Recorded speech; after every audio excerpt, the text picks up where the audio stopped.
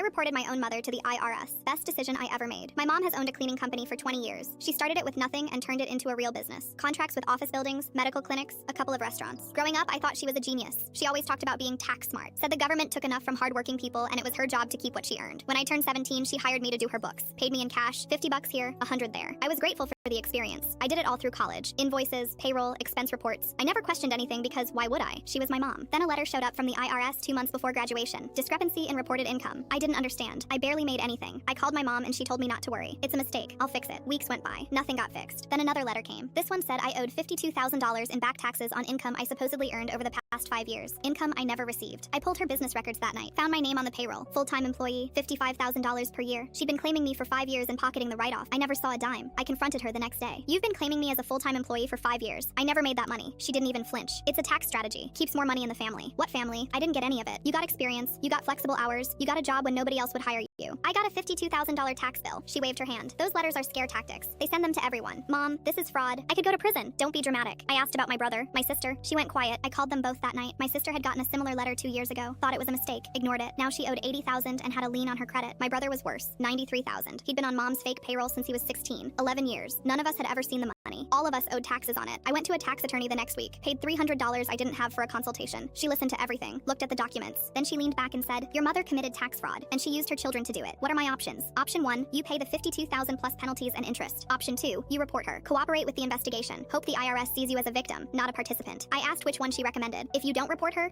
you're the one holding the bag. And this bag has a prison sentence attached to it. I filed the whistleblower report the next morning. Gave them everything. Payroll records, tax returns, bank statements, everything I'd organized for her over 5 years. The IRS assigned an investigator within 2 weeks. I cooperated fully, answered every question, handed over every document. A month later, they raided her business, showed up with federal agents, seized her computers, her files, her bank accounts, froze everything. My mom called me that night screaming, you did this, my own daughter, my own blood. You committed fraud, Mom. You used my name, my social security number. You put me at risk for prison. I built that business from nothing, 20 years, and you destroyed it with one phone call. You destroyed it when you decided to use your kids as tax shelters. She hung up. A week later, I got a call from the investigator. They'd found more than just our fake salaries. She'd been inflating expenses for a decade, writing off personal purchases as business costs, underreporting cash income. The total damage was over $400,000 in unpaid taxes. Penalties pushed it past $600,000. My brother and sister's debts were cleared, so was mine. We were officially classified as victims of identity theft and fraud. My mother pled guilty to 3 counts of tax evasion. She got 2 years probation, 500 hours community service, and a payment plan that'll follow her until she dies. Half the family won't speak to me anymore. The other half asked for my attorney's number.